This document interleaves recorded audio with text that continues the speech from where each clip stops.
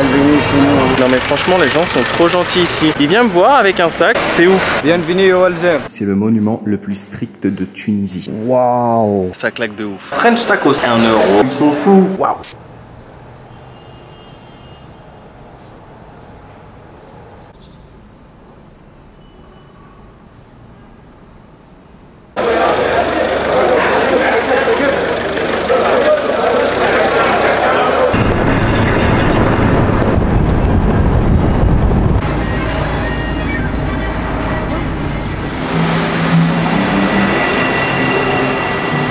Bienvenue chez nous. Aïchek. Marhaban, marhaban.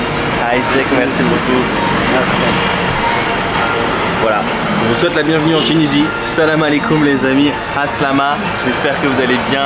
Nouvelle journée, nouvelle aventure, nouveau vlog. Toujours en direct de la Tunisie, 3e réveil à Sousse. Mais je viens d'arriver à l'instant dans la ville de El Jem. Très rapidement, permettez-moi de me présenter pour celles et ceux qui ne me connaissent pas. Je m'appelle Ben et nous sommes en direct de la Tunisie chaque jour sur ma chaîne YouTube. Parce que oui, je poste une vidéo par jour en direct de la Tunisie. Donc si jamais vous tombez un petit peu par hasard sur cette chaîne et que le contenu vous plaît, n'hésitez vraiment pas pour m'encourager à vous abonner, à liker, à commenter, partager. Merci, merci beaucoup. Et comment suivre en live mes aventures, toujours comme si vous y étiez bien avant mon contenu YouTube, ça se passe sur mon compte Instagram, Ben & Co. Je vous encourage vraiment à me rajouter parce que dessus je poste plein de contenu qui vient compléter et enrichir le contenu YouTube. Je vous fais le topo très rapide. Je n'ai pas quitté Sousse, hein. Je suis toujours à l'hôtel Paris à Sousse. Mais j'ai décidé donc de venir ici à El Jem qui se situe à peu près à 70 km de Sousse, environ 1 heure en taxi collectif. Donc j'ai pris tout d'abord un premier taxi collectif qui m'a conduit au grand rond-point central de Sousse, puis un deuxième taxi collectif qui m'a amené à la gare des taxis collectifs, tout ça pour moins d'1 dinar. Et ensuite donc j'ai pris un louage, un taxi collectif qui m'a conduit pour l'équivalent de 5 dinars, quelque chose comme ça, ici dans la ville de El Jem. Pourquoi? Parce qu'il faut savoir qu'ici à El Jem, il y a l'un des plus grands amphithéâtres romains au monde. Apparemment c'est le 3e plus grand au monde après celui de Rome, le Colisée de Rome, et un qui se situe à Capoue en Italie également. Donc voilà, et c'est ici qu'on commence la journée tranquillement au petit café du coin, non loin de la gare des taxis collectifs, avec mon nouvel ami Monsieur Fatih, qui est juste là, qui est très gentil, qui est venu se poser avec moi, avec qui on discute là depuis 10 minutes, un quart d'heure. Elle passe les bonjours à ta femme, elle passe les bonjours à la France, elle passe les bonjours à toi. C'est gentil, merci Monsieur Fatih. Il est adorable. Donc voilà, il souhaite le bonjour à tout le monde et la bienvenue à tout le monde. Et ben écoutez, je finis mon petit café et puis on va aller explorer cet amphithéâtre. Yallah. Il est trop sympa. En fait, tu passes devant un garage et en rigolant, je lui demande si je peux faire un tour de mobilette. Et il m'a dit oui, oui, pas de problème. Il est trop gentil. Du coup, je vais utiliser ma première Peugeot 103. Et c'est une relique, elle est magnifique. Aïchek.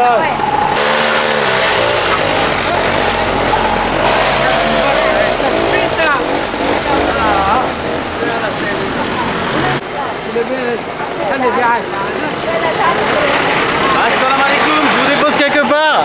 C'est mortel. Ma première expérience en Peugeot 103 ici à El Jem en Tunisie. Merci beaucoup, Aïchek. Elle est magnifique, hein. Franchement, en super état. J'adore la couleur en plus. Aïchek, merci. Bon ouais, je repars avec, hein. J'aimerais trop pouvoir en ramener une en France. Les gens sont vraiment adorables ici, hein. Vous voyez, il n'a pas hésité à me dire ouais vas-y prends, on va faire un tour, n'hésite pas. Puis tout à l'heure le monsieur au café qui s'est posé à côté de moi, qui a commencé à me taper la discute. Vraiment gentil, accueillant, bienveillant. Et en plus d'ailleurs le monsieur du café, monsieur Fatih m'a dit mais t'es fou d'aller à l'amphithéâtre tout de suite, il fait chaud, tu vas brûler. Je dis ouais mais j'ai pas le choix, je suis obligé d'y aller tout de suite. Je peux pas attendre la fin de journée. Donc bah, on va bien se protéger, hein. J'ai ma casquette. Et puis on fera quelques pauses pour se rafraîchir. Donc les premières images officielles d'El Jem, hein, ça n'a pas l'air d'être très très grand. Et l'amphithéâtre se situe à peu près à 10 minutes à pied de là où nous sommes actuellement, non loin de la gare des Louages.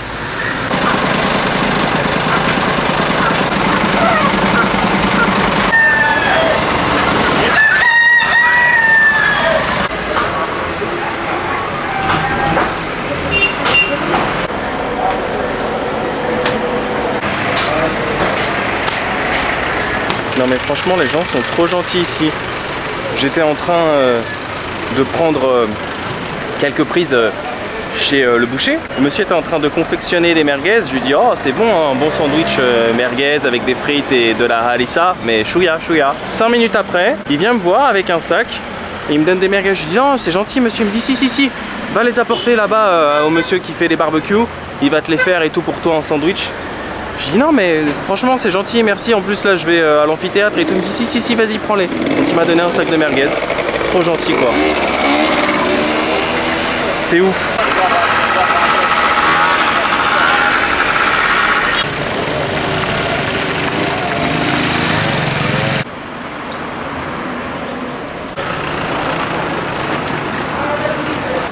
Ça va bien, tu viens, Boulbouz? Non, regarde. C'est vlog, Oui. vlog. Alhamdulillah, ça va? Nabes. Alhamdulillah. Bienvenue au Algem. Aïchek, merci. De rien.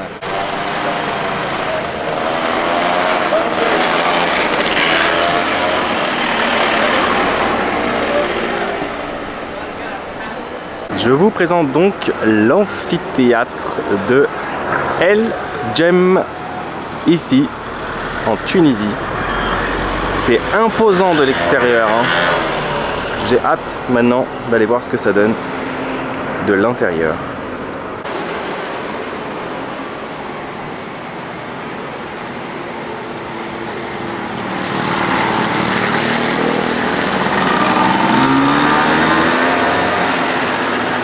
Alors j'espère que vous m'entendrez bien parce que je n'ai pas eu le droit d'emporter mon micro ainsi que mon trépied. Donc là, c'est caméra à la main et le micro interne de la caméra. Et nous voici donc dans l'amphithéâtre d'El Jem. Alors l'entrée coûte 12 dinars, ce qui peut paraître un peu cher par rapport au prix, on va dire, de la Tunisie, mais pour le coup ça vaut largement le détour. Et puis surtout je pense que l'argent doit aider à financer une partie des travaux d'entretien de ce joli monument. C'est impressionnant. Alors j'ai pas fait encore celui de Rome hein, qui fait partie des 7 nouvelles merveilles du monde, mais ça ne serait tardé. J'ai fait 4 merveilles sur 7 et le Colisée de Rome sera sûrement ma 5e. Il m'en manque plus que 2. Le Taj Mahal en Inde et Petra en Jordanie. Et après j'aurai complété 7 sur 7. C'est magnifique. Hein. T'imagines qu'ici c'était sûrement le couloir, à mon avis, des gladiateurs qui venaient pour s'affronter dans des combats à mort.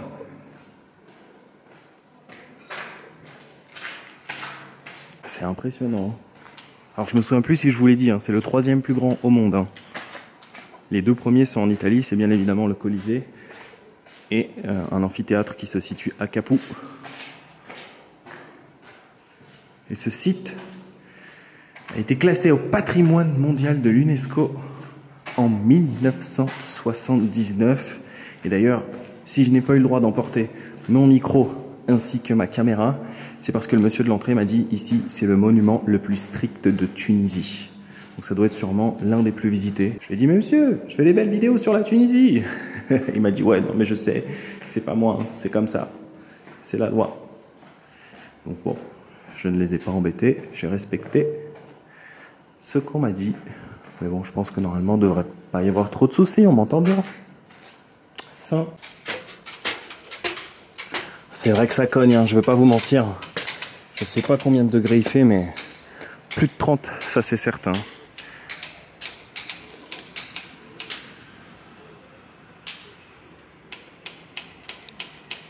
Je suis littéralement en train de cramer, mais c'est pour la bonne cause. Je suis en plein milieu de l'arène de cet amphithéâtre d'El Jem qui a été construit aux alentours du 3e siècle.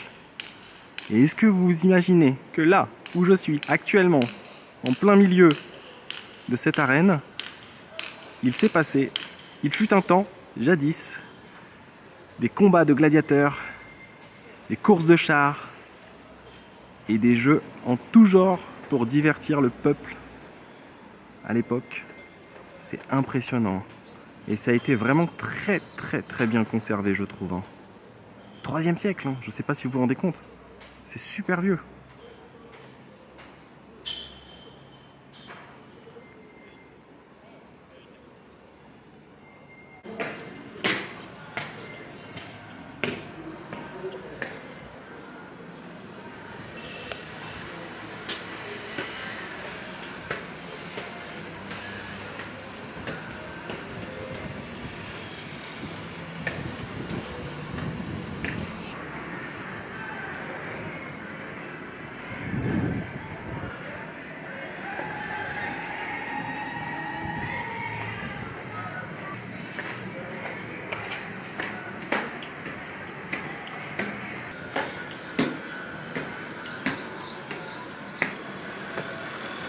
D'un côté, on a la vue sur la ville d'El-Jem. Ça devait pas ressembler à ça, hein, à mon avis, au 3e siècle. La mosquée, c'est par là où nous sommes arrivés tout à l'heure. Waouh! On va découvrir ça ensemble dans les hauteurs de cet amphithéâtre d'El-Jem. Oh, c'est spectaculaire d'ici, sincèrement. Alors, il paraît qu'à l'époque, cet amphithéâtre pouvait accueillir jusqu'à environ 37 000 personnes. Hein. C'était sa capacité, plus ou moins, maximum. Alors, franchement, il n'y a pas à dire. Ça claque.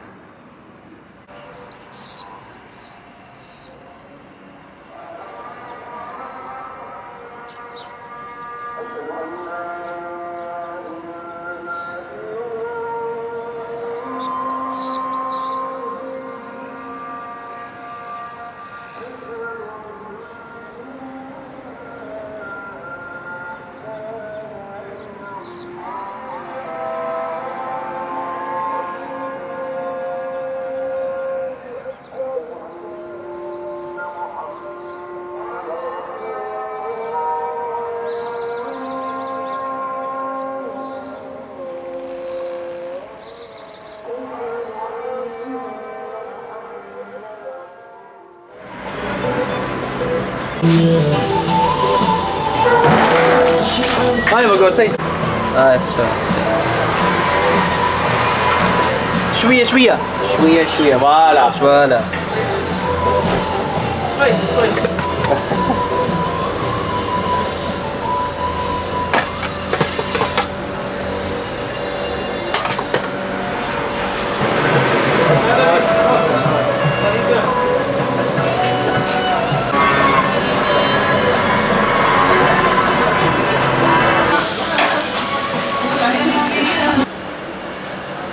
Merci. Aïchek. Merci Roya. Les bonnes merguez de chez le boucher, il est sympa. En fait, je suis passé tout à l'heure devant son petit resto. Je lui ai dit, est-ce que tu peux me garder mes merguez et me les mettre au frais? Il m'a dit, pas de problème. Logiquement, je me suis pas pris la tête. Hein. Parmi toute la concurrence qu'il y avait, tous les petits stands de street food, il y en a qui me tentaient vraiment. Il y avait des stands de chapati, je voyais le mec faire le pain maison et tout. Oh, ça me donnait envie, mais bon. J'avais pas envie de me prendre la tête. Il fait chaud, très chaud. Je pense qu'on a atteint les 45 degrés facile au soleil. Du coup, je dois être sûrement l'homme le plus bronzé de toute la Tunisie aujourd'hui. En tout cas, le touriste le plus bronzé de toute la Tunisie. Mais je me suis arrêté chez ce gentil monsieur, petit stand de street food, qui fait des mlaoui. Alors ça ressemble plus à un French tacos là pour le coup. Parce que j'ai vu comment il a fait, donc c'est dans une sorte de crêpe. Et dedans il y a de la salade, hein, du chou, du poulet et harissa, chouïa. Il a été sympa, je l'ai vu à mon ami vraiment très peu. Alors il y en a certains où il a glissé les frites à l'intérieur comme un French tacos, hein, vraiment. Là il me les a mis pour le coup à côté, ce qui est pas plus mal, comme ça au moins je picore ce que je veux. Et puis j'ai pris ceci, dont j'ai déjà oublié le nom, je suis désolé, je sais pas si certains d'entre vous connaissent. C'est une sorte en fait d'omelette avec des patates et c'est super bon. J'aime beaucoup.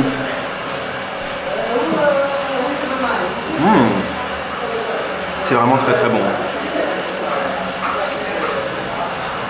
C'est parsemé de petites herbes. Un petit peu trop salé à mon goût. Je me demande même s'il n'y a pas du poulet. Et il est trop sympa. Il m'a fait les bonnes merguez fraîches de chez le boucher. Et pour couronner le tout, vous pouvez pas passer à côté d'un boga cidré, s'il vous plaît. Typique de la Tunisie. Histoire de remettre un petit peu de carburant. Parce que là, j'ai dû perdre beaucoup d'eau et beaucoup de sucre, je pense. C'est pas plus mal. Alors ceci, ça coûte 5 dinars, ce qui fait grosso modo à peu près 1,80 €, quelque chose comme ça avec les frites. Je pense qu'il va me rajouter peut-être 1 dinar pour ça. Et puis bon, bah, les merguez, il me les a juste préparées, hein, puisqu'elles ont été généreusement offertes par le boucher du village, l'un des bouchers du village.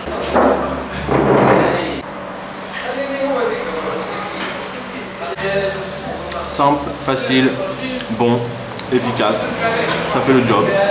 En fait, c'est une sorte un peu de kebab, hein, si je peux appeler ça comme ça. C'est un mlaoui, attention.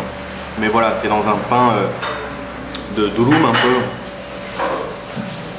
Et puis dedans, c'est parsemé de petites salades tunisiennes un peu piquantes. Et puis voilà, harissa. Et puis le reste, je vous l'ai dit.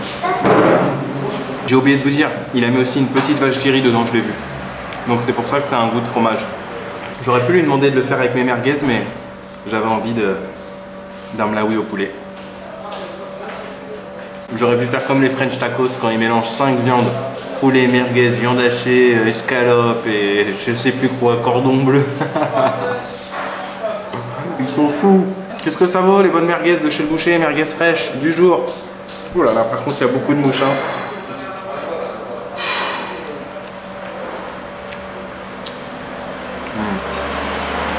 Elles sont délicieuses. J'aurais trop kiffé qu'il me les fasse au barbecue, mais il en a pas, il a juste une plaque en fait de cuisson. Donc elles n'ont pas ce goût fumé, mais par contre elles ont vraiment un bon goût. Bonne merguez fraîche. Je sais pas c'est des merguez de quoi par contre. Je sens bien les épices à l'intérieur, mais je pense pas que ce soit des merguez de mouton. Ça doit être sûrement des merguez de bœuf. Le mouton c'est beaucoup plus goûtu en général. Mais bon, on sent qu'elles sont bien fraîches parce que je vous promets, elles fondent dans la bouche. C'est rare. Hein. Des fois quand tu achètes des merguez, elles sont toujours un peu dures, etc. Tu trouves des petits bouts dedans. Là, impeccable. On va pas se mentir. Hein. J'ai vraiment pris très très cher à l'amphithéâtre, mais j'espère que les images seront de qualité. Je pense même que je dois être celui qui est resté le plus longtemps. Hein. J'ai dû y rester plus d'1 heure facile. Hein. En général, les touristes, ils remontent, ils font 2-3 photos, ils font le tour, ils s'en vont tellement il fait chaud. Moi, j'adore prendre mon temps sur les lieux, et puis surtout, ça me permet de faire des jolis plans pour les vidéos.